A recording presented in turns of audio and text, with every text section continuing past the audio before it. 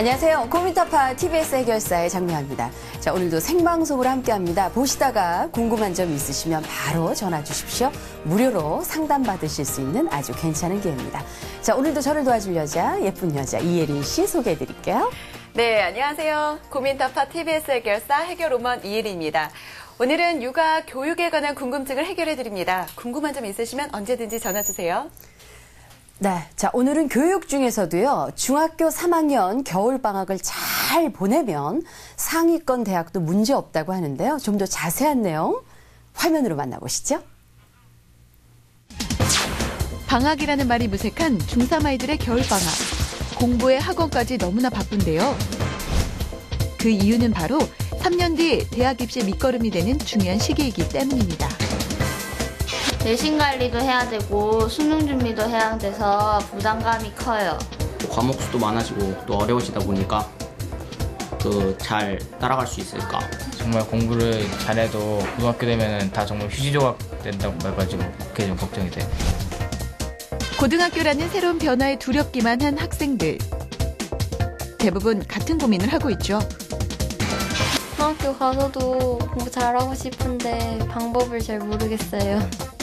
고등학교 3년은 물론 대학 입시까지 영향을 미치는 중학교 3학년 겨울방학.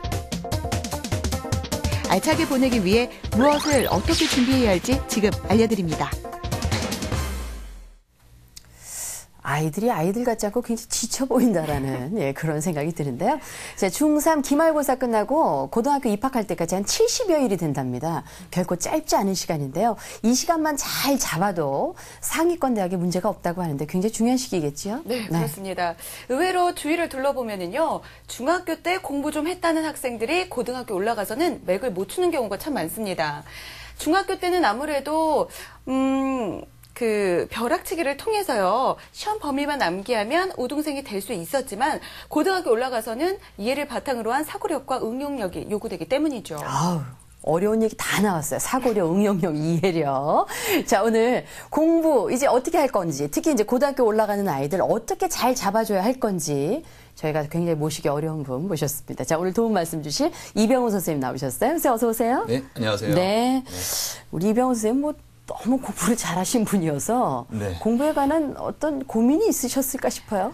저는 보시면 아시겠지만은 이 공부를 열심히 해야 되는 외모를 가졌기 때문에 이런 생물학적인 DNA가 사회적인 DNA를 키우기 위해서 열심히 공부할 수밖에 없었습니다. 이야, 겸손의 말씀이시고요.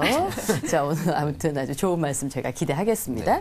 근데 선생님, 그 많고 많은 방학 중에 유독 중3 겨울 방학 이제 고2을 앞두고 있는데 이게 중요한 이유는 뭘까요?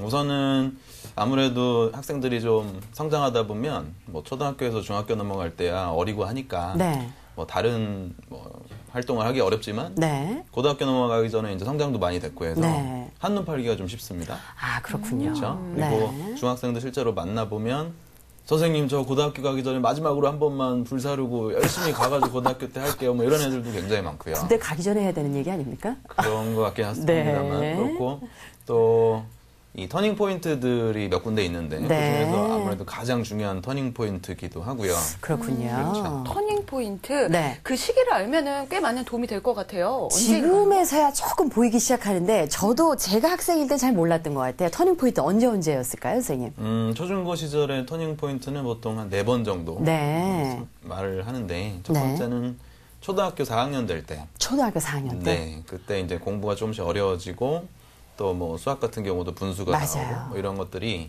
학생들한테 부담감인 모양입니다.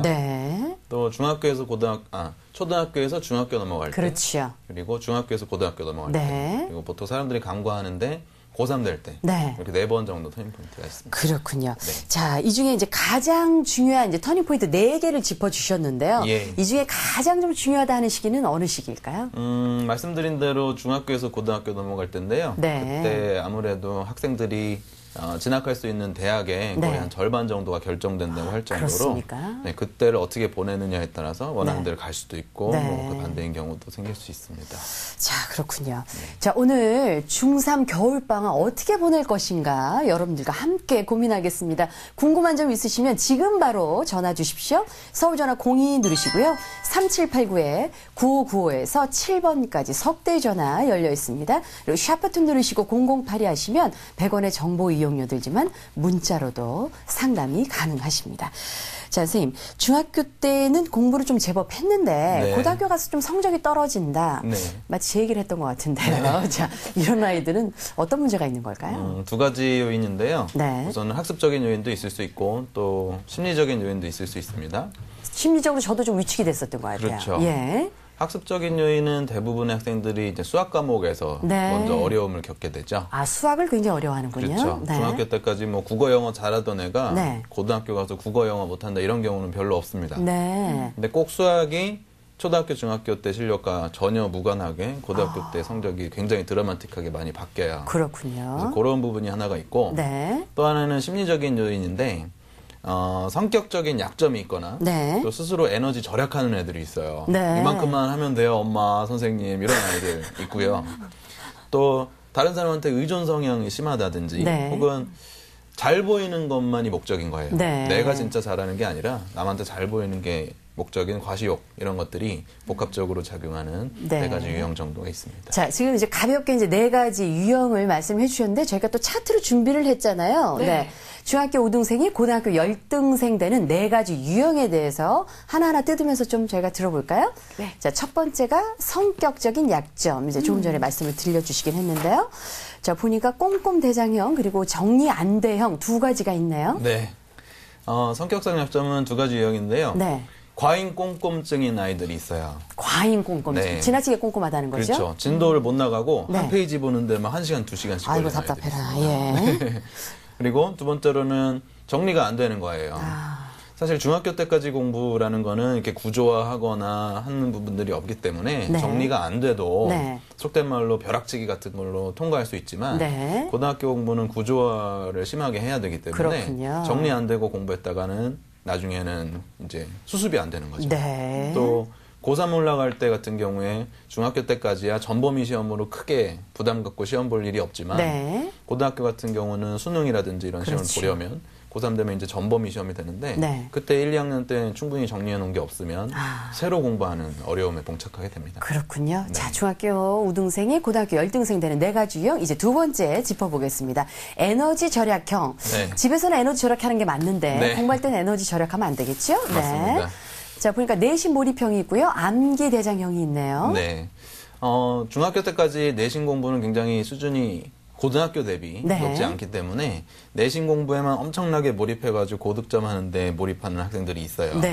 또 공부에 있어서 중학교 공부는 크게 이해한다기보다는 반복 숙달에 의해서 암기를 뭐 심지어는 과학이나 수학 과목에도 적용할 수 있는 현상이 있습니다. 그래서 이런 식으로 공부를 하다가 고등학교 딱 가면은 이제 내신뿐만 아니라 수능이라는 화두가 떠오르게 되고 또 고등학교 딱 가면은 수학이나 과학이 암기로 커버가 안 되고 내용을 제대로 이해해야만 풀 수 있는 문제들이 등장하게 되죠. 그렇군요. 그래서 이제 이런 친구들이 생기게 되고 저 같은 경우도 사실 그 에너지 절약형으로 어머니께 굉장히 혼난 적이 많은데요. 그래요? 조금만 더 하면은 훨씬 잘 나오는 녀석이 꼭 요만큼만 하는 애들이 있어요. 그런 얘기 많이 듣죠. 그렇죠. 그래서 그런 친구들 고등학교 가기 전에 떨쳐버려야 된다. 이런 그렇군요. 이 한번 불살라야 되겠네요. 네, 완전 자, 이제 세 번째는 보니까 의존 성향형인데요. 띄워두시죠. 자, 의존 성향형에는 보니까 선행 맹신형이 있고 또 학원 주도형이 있군요. 선행 맹신형 같은 경우는 요새 학생들 만나보면 굉장히 쉽게 볼 수 있는데요. 선행을 많이 하죠. 그렇죠. 선행만 많이 해놓으면 무조건 된다라고 믿는 경우, 혹은 반대로 또 이제 학원만 다니면 된다. 그냥 전과목 학원. 특히 어머님들 중위권 학생들이 가장 애가 타는데 이것도 조금 해야 될 것 같고 저것도 조금 해야 될 하다 보면은 이제 종합적으로 다 해야 되는 그런 현상을 맞닥뜨리게 됩니다. 그렇게 되면 결국에는 공부가 틀어지는 경우가 굉장히 많죠. 그렇군요. 자, 중학교 5등생이 고등학교 10등생 되는 네 가지 유형. 자, 네 번째입니다. 과시욕구형이 있습니다. 자, 뜯어보니까요. 어허, 이건 과다 계획형이고요. 그리고 보여주기형이 있네요. 네네. 자기가 실제로 할 수 있는 현실적인 분량의 계획을 세우지 못하고 네. 엄청나게 많은 양을 계획하는 거죠. 네, 뭐 인생 설계에 있어도 좀 비슷한 분들 어른들 중에 있습니다만. 네. 그리고 계획을 높게 많이 잡으면은 네. 뭐 요만큼이라도 할 수 있다라고 얘기하지만 사실은 그거보다는 현실적으로 가능한 계획을 세우는 게 달성 확률을 높일 수 있고요. 네, 두 번째가 네, 보여주기형. 네, 보여주기형 같은 경우에는 공부라는 게 아시겠지만 자기 공부를 자기가 해서 자기 그렇죠. 성적을 올리고 자신감이라든지 자존감을 키워야 되는데 네. 뭐 엄마한테 보여주려고 선생님한테 보여주려고 그래서 계획표만 꽉꽉 채워놓고 실제 네. 실천을 못하는 그런 유형들이 있습니다. 그렇군요. 네. 자, 오늘 중3 겨울방학 잘 보내면 상위권 대학 문제 없다고 하는데요. 궁금한 점 있으십니까? 전화 주십시오. 서울전화 02 누르시고요. 3789-9595에서 7번까지 서울대기 전화 열려 있습니다. 그리고 샵버튼 누르시고 0082 하시면 100원의 정보 이용료 들지만 문자로도 상담 가능하십니다. 자, 첫 번째 전화 연결하겠습니다. 안녕하세요. 네, 안녕하세요. 네, 자, 어디에 누구실까요? 네, 용산에 사는 주민이 엄마입니다. 네, 자, 어떤 점이 궁금하셔서 전화 주셨어요? 네, 방송 듣다가 전화했는데요. 네. 저희 아들이 반에서 10등 안에 들 정도로 네. 열심히 공부는 하는 편인데요. 네. 다른 과목들은 그런 대로 하는 편인데 수학이 좀 떨어지는 편이라 아, 그러세요. 예, 저 고등학교 입학을 앞두고 선행학습을 시키려고 생각 중입니다. 네. 그런데 학원에 가서 며칠 공부하더니 너무 네. 어렵다고요. 학원을 안 가겠다고 하더라고요. 아이고. 어떻게 해야 하나 해서 고민입니다. 네. 어머님 속 터지십니다. 네. 지금 수학이 안 돼서 학원을 보내놓으니까 어렵다고 그런데요. 네. 자, 선생님 이럴 때는 어떻게 하면 좋을까요? 네, 중학생들이 고등학교 수학 처음 만나게 되면 네. 사실 뭐 학원의 문제가 아니라 예. 그 내용 자체로 부담감을 많이 느끼게 돼요. 그렇군요. 개념적으로도 많이 성장하게 되고 네. 고등학교 1학년 수학이야 좀 덜하지만 2, 3학년 올라갈수록 새로운 기호도 굉장히 많이 나오고요. 네. 하기 때문에 사실 중학교 때까지 공부했던 패턴하고는 전혀 다른 방식을 채용을 해야 되는데 네. 그 하나씩 설명을 드리면 우선은 개념 이해 부분이 학생들이 습관이 안 돼 있습니다. 네. 중학생들 됐고 선행학습한 아이들한테 중학교 내용을 설명을 시켜보면 네. 거의 설명을 못해요. 내용적으로는.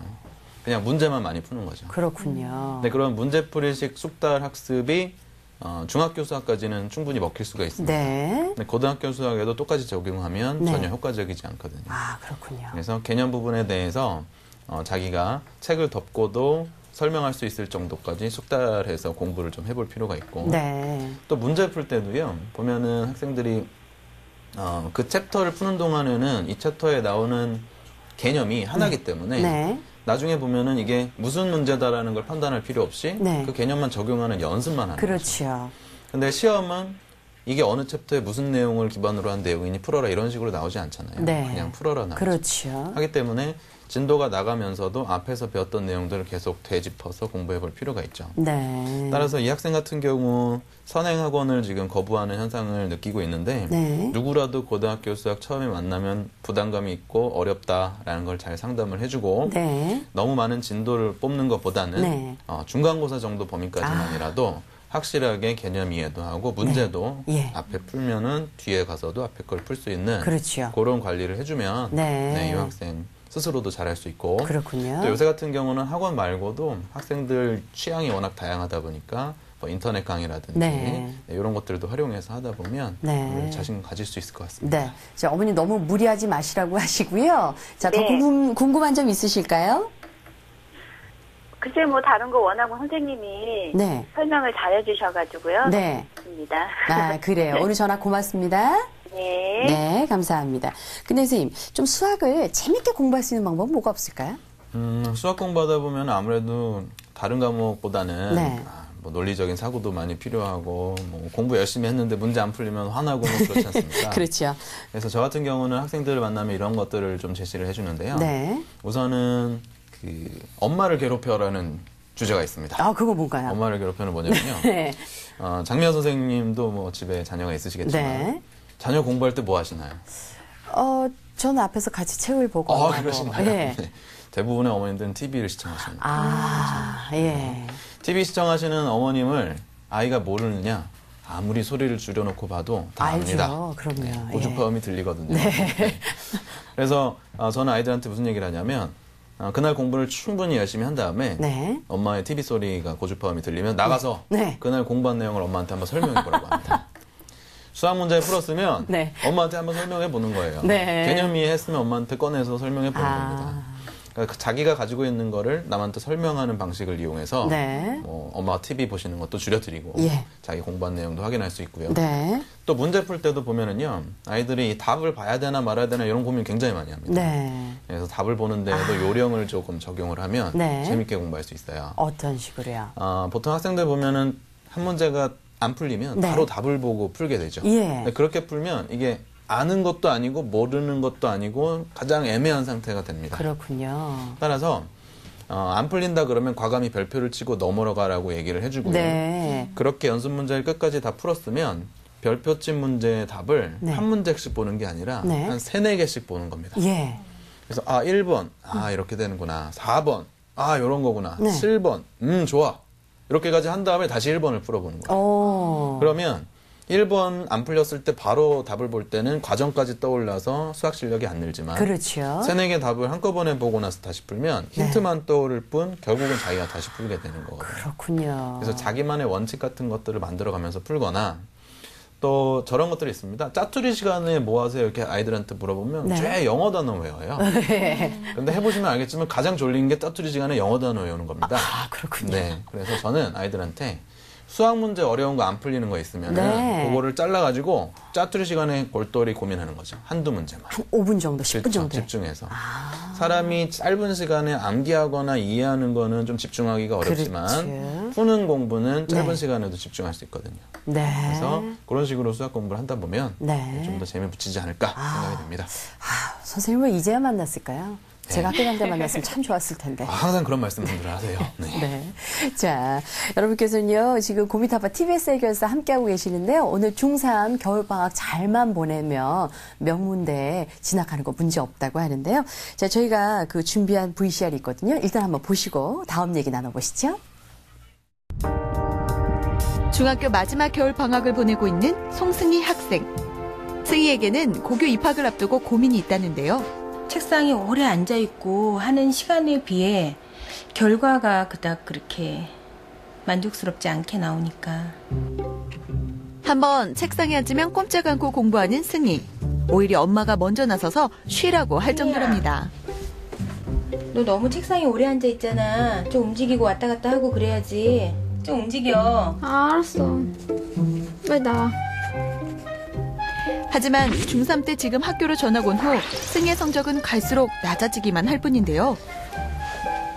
승희야, 다음에 잘하면 되지. 응? 몰라. 스트레스 때문에 성격까지 예민해졌습니다. 먼저 학교보다 공부는 더 열심히 더 많이 했거든요.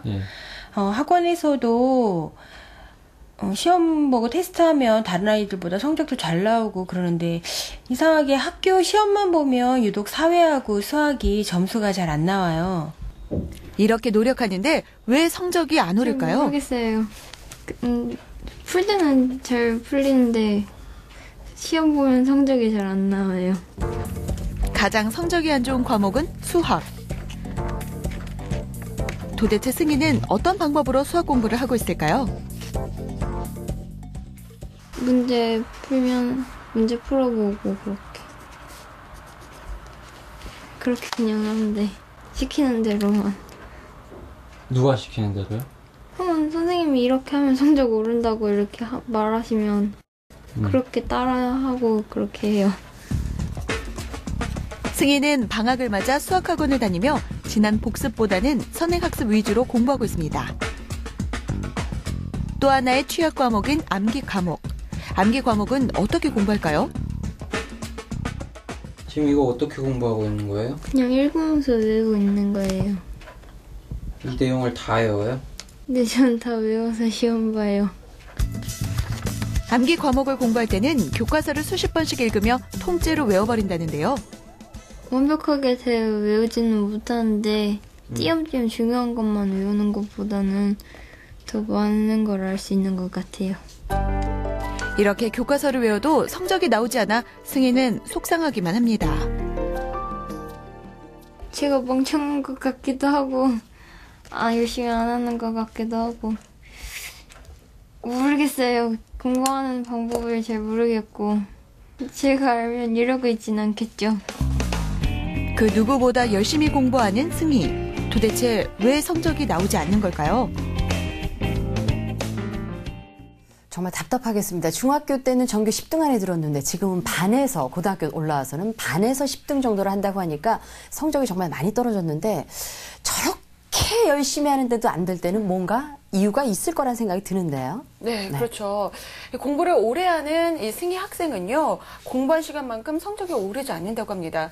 도대체 승희의 문제점은 무엇인지 또 어떻게 바로 잡아야 하는지 잠시 후에 공개하겠습니다. 네, 자 오늘 중학교 3학년 겨울방학 잘 보내면 명문대 진학도 문제없다라는 주제로 여러분들과 함께하고 있는데요. 궁금한 점 있으시면 전화 주십시오. 서울전화 02 누르시고요. 3789-9595에서 7번까지 석대 전화 열려 있고요. 샵 버튼 누르시고 008이 하시면 100원의 정보 이용료 들지만 문자로도 상담 가능하십니다.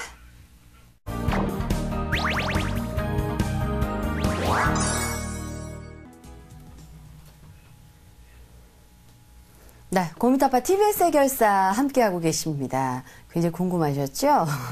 자, 오늘 중3 겨울방학 잘 보내야, 대학 입시가 아주 편해진다고 하는데요. 자, 아까 승희 양 보셨는데, 자, 이혜리 씨, 네. 승희 양은 어떤 처방을 받았을까? 굉장히 궁금해요. 네, 공부를 열심히 하는 승희 양은요, 성적이 오르지 않아 무척 속상했었습니다. 그런데 학습 매니지먼트를 받았다고 하는데요. 과연 어떤 진단을 받았을까요? 함께 보시죠. 승희의 공부 방법에 무슨 문제가 있는지 승희의 문제점을 파악하고 개선하기 위해 전문가를 찾았습니다. 우선 승희의 가장 큰 고민은 무엇일까요? 제가 공부할 때 어떤 과목부터 먼저 해야 될지 우선순위를 모르겠고요.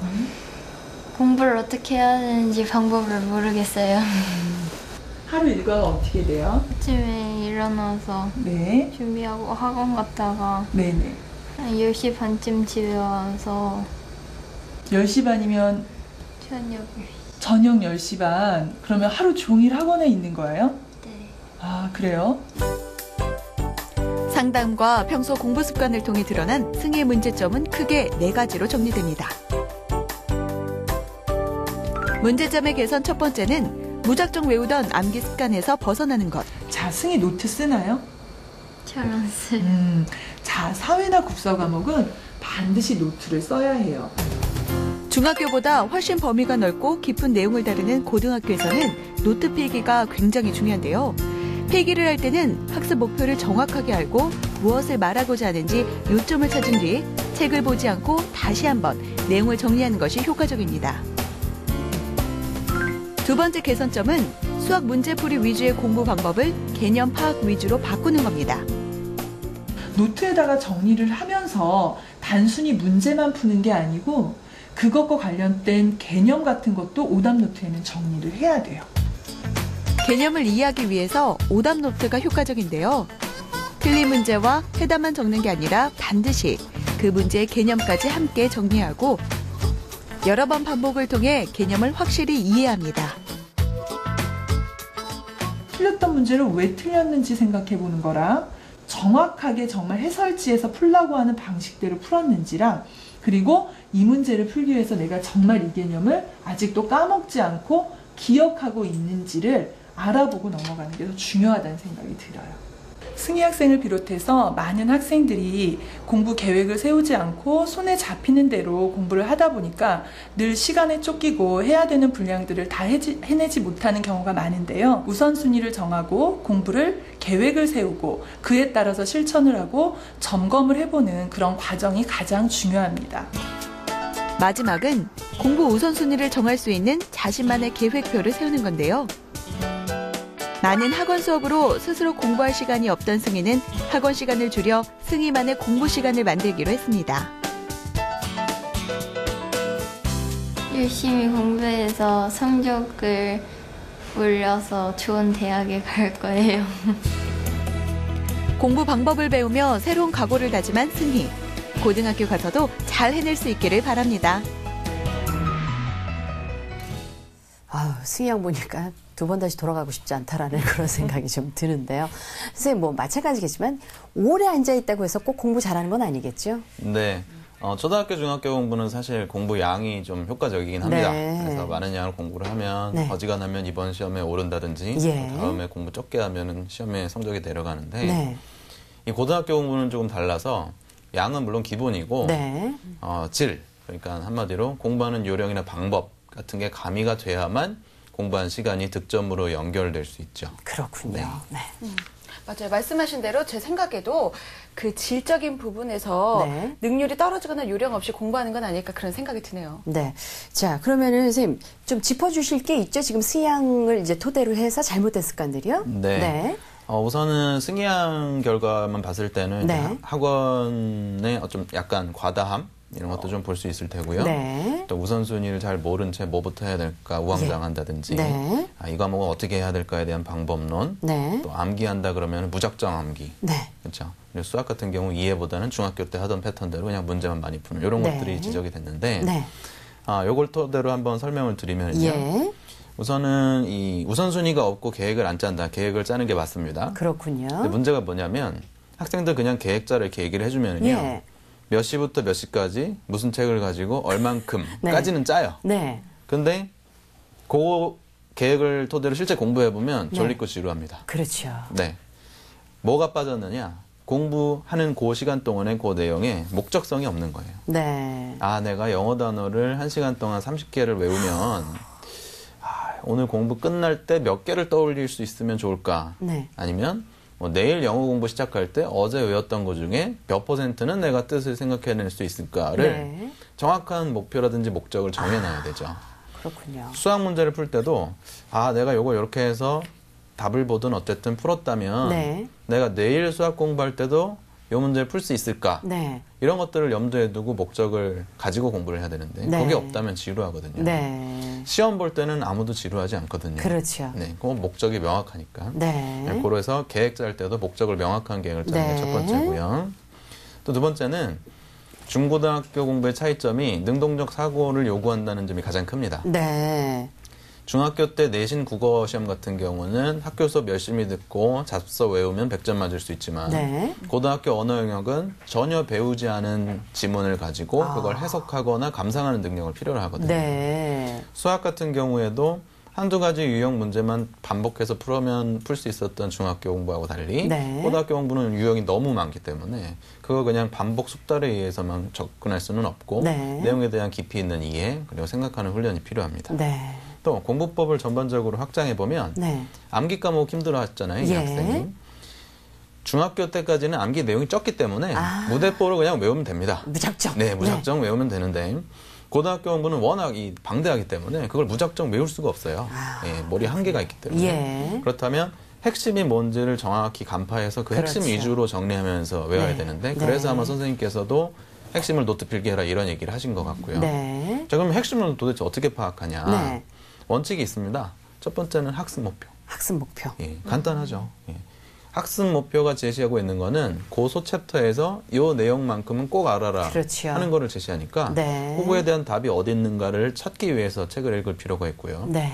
또 한 가지는 학습 목표가 아니라 책에 보면은 사회 같은 경우 그림이나 지도, 도표 이런 것들이 굉장히 많죠. 예. 걔네들에 대한 설명이 어디 있는지를 찾는 것도 굉장히 중요합니다. 그렇군요. 왜냐? 수능 시험 사탐 영역을 보면은요. 네. 75%가 실제로 그림, 지도, 도표를 동반해서 출제됩니다. 아유, 그렇습니까? 네, 글씨만 출제되는 경우 별로 없거든요. 네. 그래서 이런 식으로 일단 핵심을 찾고 네. 또 한 가지 재밌는 방법은요. 학생들 문제 푸는 타이밍을 보면 굉장히 늦어요. 네. 네. 그냥 책을 다 외우는 동안에 문제 하나도 안 풀다가 직전에 몰려가지고 문제 풀고 들어가죠. 그러면 생각을 한번 해보면요. 책을 다 외우는 동안 뭐가 중요한지 안 중요한지 구분이 안 되잖아요. 그렇죠. 그냥 무작정 외우게 되죠. 네. 그리고 문제 풀어보면 이렇게 문제가 나오는가 싶었는데 갑자기 시험을 보는 거죠. 그래서 저는 아이들한테 네. 책을 한 2번 정도 통독을 해요. 예. 아까 학습 목표에 대한 답 찾기 혹은 그림 지도에 대한 설명 찾기를 통해서 통독을 했으면 네. 바로 문제집을 줍니다. 아. 풀어봐라. 네. 그럼 풀 수는 없지만 이 챕터에서 이런 식으로 문제가 나오는구나 하는 감각이 생겨요. 네. 네. 그 상태에서 책을 다시 정독하고 줄치고 암기해보면 네. 핵심이 입체적으로 이렇게 떠오르게 됩니다. 아우, 이제 하면 다시 잘할 수 있을 그렇죠. 것 같아요. 그런 식의 방법들을 아마 승희양한테 알려주면 네. 굉장히 단시간에 많이 변화할 수 있을 거예요. 그렇군요. 역시 공부에는 왕도가 있습니다. 제가 봤을 때. 자, 이제 전화 연결하겠습니다. 안녕하세요. 네, 안녕하세요. 예, 자, 어디에 누구실까요? 예, 저 충북 제천의 신유경인데요. 네, 자, 어떤 점이 궁금하셔서 전화 주셨어요? 네, 저희 아들이 이제 중학교 3학년에 올라가는데요. 네. 책 읽는 걸 너무 싫어해요. 네. 예, 또 고등학교 올라가기 전에 독서를 많이 해야 논술도 잘 본다고 하는데. 그렇죠. 예, 어떻게 독서 습관을 잡아야 할지 너무 걱정이 돼서요. 그러게요. 좀 저절로 읽어주면 좋을 텐데, 그죠? 네, 집에 전집이 많이 꽂혀 있을 텐데. 네. 자, 선생님, 독서 습관 어떻게 잡아주면 좋을까요? 네. 독서 습관이 아직 중3까지 잡혀있지 않다 그러면요. 네. 갑자기 책을 읽어라 그러면 부담감을 확 느껴서 그럴 것 같아요. 독서를 쉽게 할 수 있는 게 아니죠. 네. 저 같은 경우는 이런 친구를 보면 글부터 읽힙니다. 글부터? 네. 짧은 글이요? 네. 책 같은 경우는 호흡이 긴 글이잖아요. 그렇죠. 근데 아직 인내심이란 지구력이 없는 학생이 쉽게 읽을 수 없다면 네. 호흡이 짧은 글을 읽는 거죠. 예. 예를 들면 뭐 신문 잡지도 호흡이 짧은 글에 해당할 거고요. 그러네요. 또 그런 글들을 모은 모음집 같은 것들도 요새 시중에 많이 있습니다. 네. 그런 책들부터 읽음으로써 책을 읽는 인내력을 좀 길러야 될 테고요. 네. 또 무슨 책을 읽는지 이런 것도 고민이거든요. 네, 그렇죠. 그런 것들도 네. 책 선택에 있어서 요령을 좀 알려드리면 네. 보통은 이런 추천 도서 목록 그런 거 많이 보죠.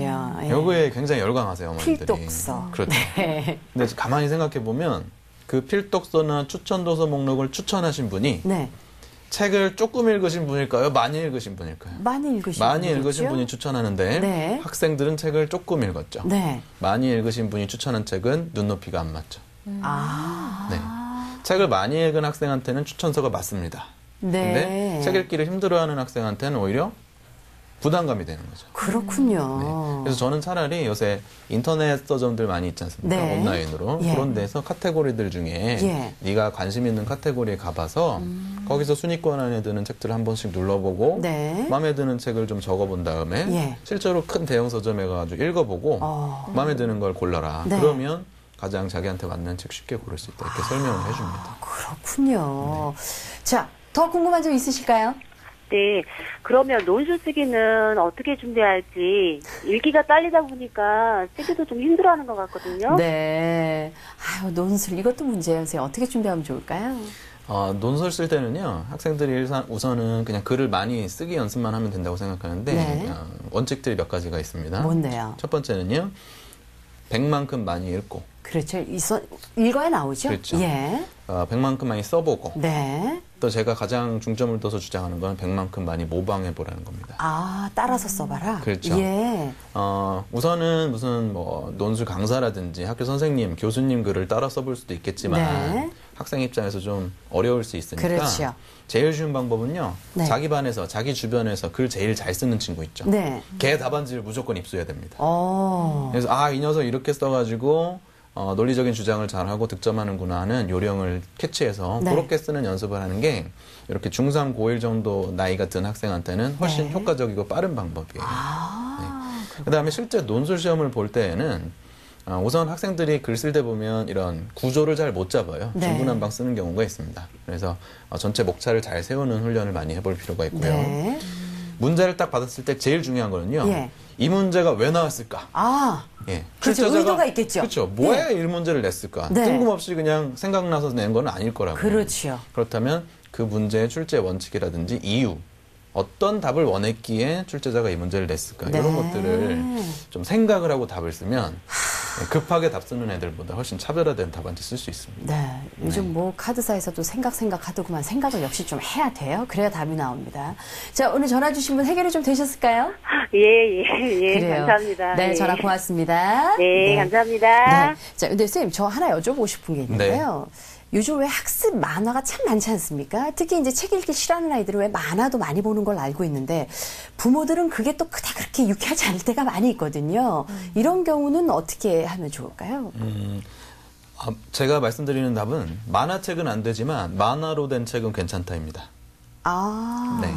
예. 만화책은 상상력을 풍부하게 하는 데는 도움이 될지 모르겠지만 학습적인 도움은 사실 좀 어렵다고 보고요. 예.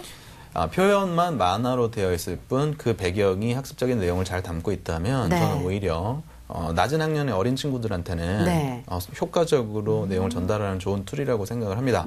또 그런 책을 읽는 습관을 들임으로써 나중에는 텍스트 위주의 책도 읽을 수 있는 인내심도 키울 수 있고요. 그렇군요. 자, 오늘 문자 또 들어와 있는데 예린 씨가 소개를 좀 해주시겠어요? 네. 공부를 제대로 하고 있는지 궁금한 학생인가 봐요. 제대로 공부하고 있는지 스스로 할 수 있는 점검 방법이 있을까요? 라는 질문이네요. 아우, 굉장히 똑똑한 질문인 것 같아요. 선생님, 이거 어떻게 스스로 내가 잘하고 있나? 알 수 있는 방법은 뭐가 있을까요? 네. 프로그램 초기에 좀 간단히 힌트를 드렸긴 합니다만은 학생들이 입력은 열심히 합니다. 책을 읽고 공부를 한다든지 뭐 강의를 듣는다든지 입력은 열심히 하는데 아이들이 부족한 게 출력 연습이에요. 시험을 본다라는 거는 공부한 내용을 출력하는 테스트죠. 그렇죠. 학생들 입장에서는 그 테스트의 연습을 위해서 문제집을 풉니다. 왜냐하면 시험도 문제 푸는 거고 나도 문제 풀므로써 연습을 한다 이렇게 하지만 사실 운동하시는 분들 보면 실전보다 더 높은 수준의 연습을 해야 실전이 쉽죠. 학생들은 실전하고 연습하고 동일한 수준인 겁니다. 그렇죠. 그래서 저는 아이들한테 공부한 내용을 꺼내서 구술이나 서술로 표현해 보라 그래요. 수학 개념을 설명해 본다든지 정의 정리를 말해 본다. 혹은 뭐 공식을 유도 증명해 본다. 영어 단어도 한 개의 단어가 여러 개의 뜻이 있으면 그걸 설명해 본다. 과학도 실험이 있으면 실험 과정을 말해 보고 실험 목적이나 결과가 뭔지 말해 본다. 이런 식으로 문제 푸는 단순 출력 말고 생각하는 내용을 꺼내서 표현하는 고차원적인 출력도 연습을 해야만 자기가 제대로 아는지를 평가할 수 있습니다. 그렇군요. 자, 이제 다음 전화 연결해 보겠습니다. 안녕하세요. 네, 안녕하세요. 예, 자, 어디에 누구실까요? 네, 저 목동에 사는 한재영의 엄마인데요. 네, 자, 어떤 점이 궁금하셔서 전화 주셨어요? 네, 요즘에 뭐 TV 보면 자기주도 학습이 중요하다고 해서요. 네, 방학 동안에 애를 학원에 보내는 대신에 좀 집에서 공부를 시켜볼까 하는데요. 책들이 워낙 많아서요. 뭐 문제집이랑 뭐 공식집 뭐 이런 거 굉장히 많더라고요. 어떤 걸 위주로 공부시켜야 할지 모르겠어서 도움을 좀 받으려고요. 저도 서점 갔다 깜짝 놀랐어요. 큰 평상 하나로 수학 문제집. 그 옆에 큰 평상 하나로 영어 문제집. 이게 전부 다 그 많은 문제집이란 말이야. 너무 놀랐거든요.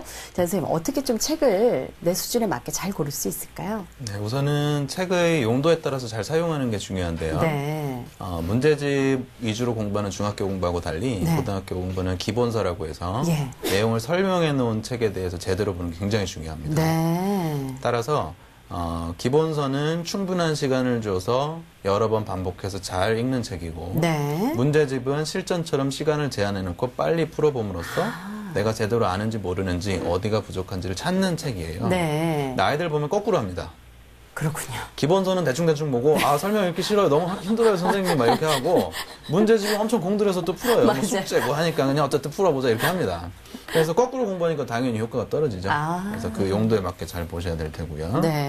또 자기 수준에 맞는 책 고르는 것도 아이들이 힘들어해요. 그래서 이거 같은 경우에는 저는 그렇게 설명하는데요. 이 문제 같은 것들 뒤에 연습 문제는 예제유지가 있으면 그거를 아이디어만 잡는 훈련을 한다든지 영어 독해집이면 실제로 눈으로 한번 풀어봅니다. 그래가지고 10문제 정도 풀어봐서 6개에서 7개 정도는 답을 맞춰서 맞출 수 있는 정도 수준을 고르는 게 중요해요. 그렇군요.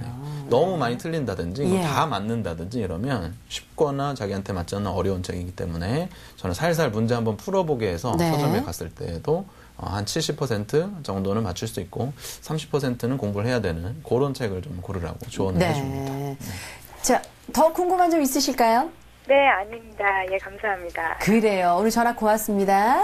자, 선생님, 문제집 아까 이제 말씀을 하셨는데 사실 문제집들을 많이 사잖아요. 문제집은 뭐 어떤 걸 고르는 게 지금 이제 말씀하신 것처럼 6개 정도를 이제 풀 수 있는 걸 해라. 10개 중에.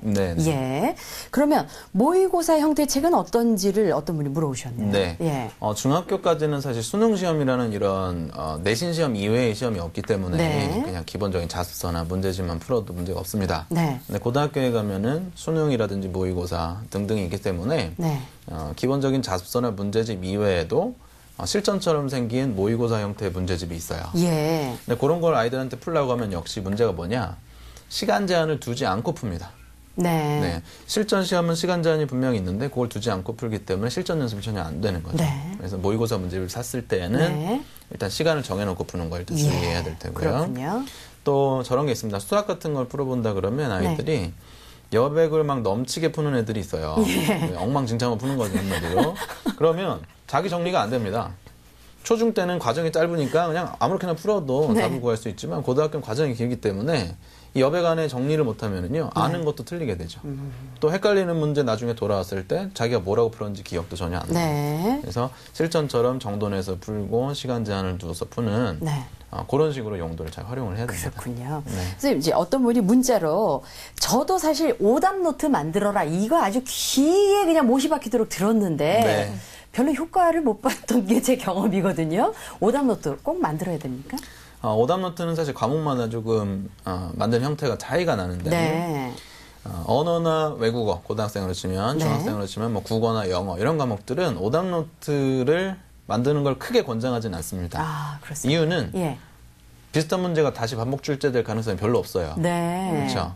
오히려 그 문제를 틀렸을 때 문제를 잘 분석하고 왜 틀렸을까, 뭐가 공부가 부족할까, 혹은 이게 아니라 저게 되는 답이 이유가 뭘까, 네. 이런 것들을 분석하고 공부하는 게 훨씬 중요한 게 네. 언어 영역이나 외국어 영역. 반대로 수리 영역, 그러니까 수학 과목이죠. 네. 얘는 무조건 오답 노트를 만들어야 돼요. 아, 수학은. 네. 네. 제가 졸업한 서울과학고에서도요, 전교생이 모두 오답 노트를 만들었던 유일한 과목이 수학입니다. 아, 그렇습니까? 네. 예. 왜냐? 비슷한 문제가 반복 출제되거든요. 아, 숫자만 바꿔서 나올 그렇죠. 수도 있고. 예. 그리고 내가 틀리는 유형을 항상 자신 없고 틀리게 되고. 네. 하기 때문에 수학은 반드시 오답 노트를 만들고 네. 만드는 형태는 문제 붙이고 예. 과정 쓰고 네. 그다음에 여기서 풀이 과정 쓰고 답 내는 것만 가지고 만족하는 애들이 있어요. 그러면 안 됩니다. 그럼 뭘 더 해야 됩니까? 네. 그 문제 틀린 김에 네. 그 문제에 관련된 정의나 정리 혹은 공식에 대한 유도 증명을 한꺼번에 다 해보는 거죠. 네. 그래서 수학은 만드는 게 중요하고요. 또 사회나 과학 탐구 네. 영역은 저는 아이들한테 오답 노트를 따로 만들지 말고 네. 틀린 문제를 잘 복사해가지고 자른 다음에 예. 그 자기 기본서 있죠. 네. 아까 제가 탐구 영역은 기본서 중요하다 그랬는데 기본서에 그 문제 틀린 내용 옆에다 붙이는 거예요. 네. DNA에 무슨 뭐에 대해서 틀렸다 그러면 네. 과학 탐구 기본서에다가 그 DNA 부분 설명 옆에다 붙이는 거예요. 네. 그래서 그 기본서가 틀린 문제도 정리되어 있고 핵심 요약도 잘 줄쳐져 있고 네. 그래서 단권어라고 하거든요. 네. 네, 고등학교 탐구 영역은 양이 방대하기 때문에 이런 단권어 압축이 굉장히 중요한 오답 노트 정리 핵심이 되겠습니다. 네. 자, 뭐 어느새 시간이 다 돼서요. 이제 끝으로 선생님께 또 어떤 이제 정리의 말씀을 좀 들어야 될 것 같네요. 네. 중고생들 공부하는 거 보면은요. 중학교 때까지 열심히 하다가 오늘 전체적으로 설명드린 고등학교 가서 힘들어하는 친구들이 굉장히 많습니다. 네. 네, 이게 나만의 현상이 아니다. 자신감을 우선 가지시고요. 네. 그 주요 핵심이 되는 과목은 역시 수학. 네. 네, 고등학교 때 수준이 많이 변동하는 수학 과목이고 네. 거기에 대한 대책으로 가장 중요한 거는 중학교 때처럼 문제집만 풀지 말고 네. 제발 기본서에 있는 설명 부분을 충분히 반복 숙지하고 네. 그 내용을 꺼내서 설명할 수 있을 때까지 공부해라. 네, 그러고 나서 네. 문제를 풀어야 문제풀이가 효과가 있다. 예. 또 문제를 풀 때도 요 챕터의 요 내용만 풀 수 있는 게 아니라 한참 진도가 나가면 그 전에 풀었던 것도 풀 수 있는지 항상 점검을 하면서 풀어라. 네. 네, 요게 수학에 대한 당부고요. 네. 암기 과목 같은지 다른 부분들은 암기에 있어서 요령이라든지 이런 것도 중요하지만 네. 핵심이 뭔지를 잘 파악하고 암기를 해야만 부담을 줄일 수 있죠. 네. 너무나 방대하기 때문에 네. 이런 것들을 꼭 당부를 드리고 싶습니다. 네. 아유, 시간이 좀 짧은 듯한 네. 그런 생각이 듭니다. 자, 내일은요, 저희가 갑상선 암에 관해서 준비를 했습니다.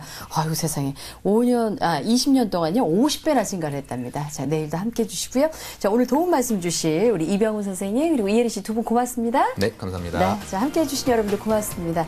내일 다시 찾아오겠습니다.